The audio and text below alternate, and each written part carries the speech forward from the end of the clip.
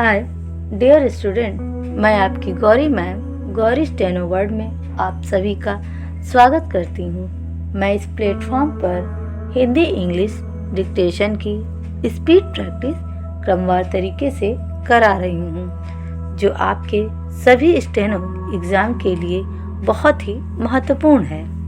तो आइए अब डिक्टेशन स्टार्ट करते हैं।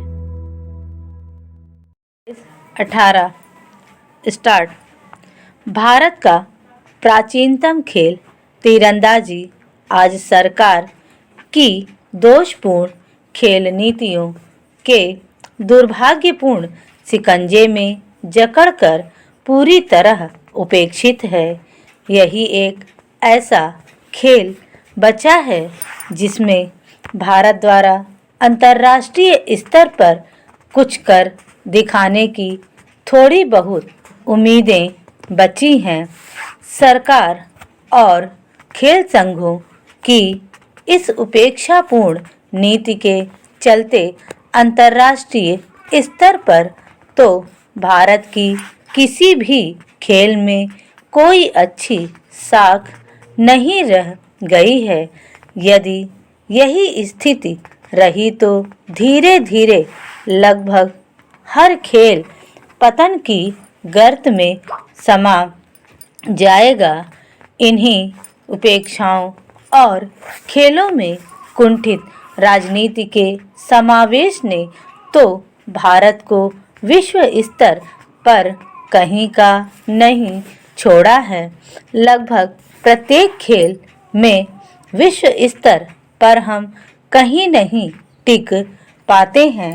भारत में सर्वाधिक बढ़ावा यदि किसी खेल को दिया जाता है तो वह है क्रिकेट, परंतु क्रिकेट संघों की गंदी आंतरिक राजनीति ने इसका भी बेड़ा गर्क कर दिया है।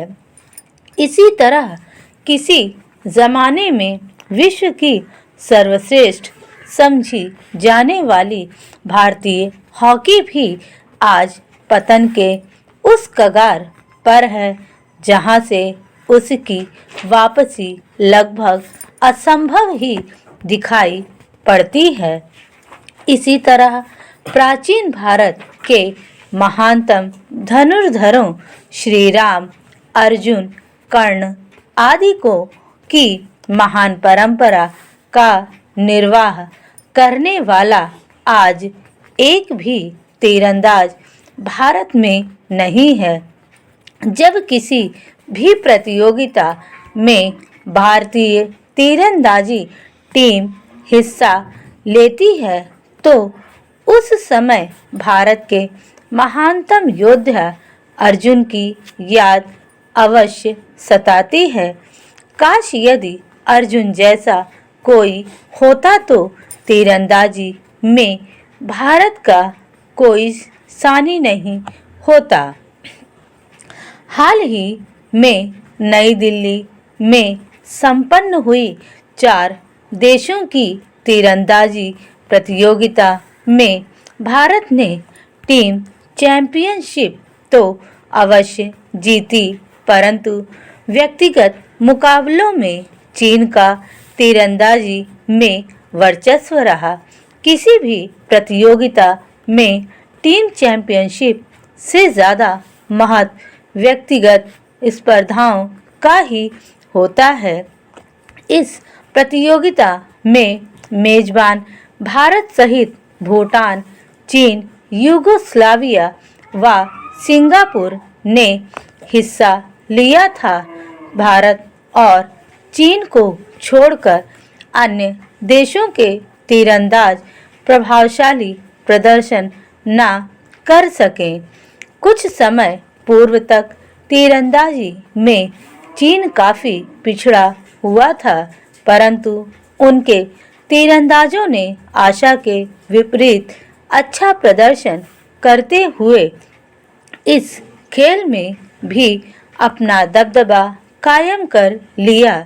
भारत ने गत वर्ष एशिया कप, विश्व कप और ओलंपिक में दक्षिण कोरिया के तीरंदाजों को पछाड़कर एक सनसनी फैलाई थी और एशिया कप प्रतियोगिता में टीम चैंपियनशिप पर कब्जा करके चीन की चुनौतियों को तोड़ते हुए अपना दबदबा कायम किया था। जो भी हो, सफलता और असफलता तो खेलों में एक ही सिक्के के दो पहलू हैं और जो बेहतर प्रदर्शन करता है, सफलता उसी के कदमों को चूमती है।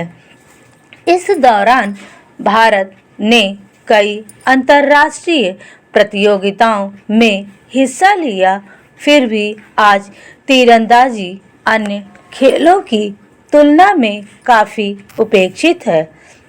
स्थिति तो यह है कि यही एकमात्र खेल बचा है जिसमें भारत के तीरंदाजों से उम्मीदें की जा सकती हैं।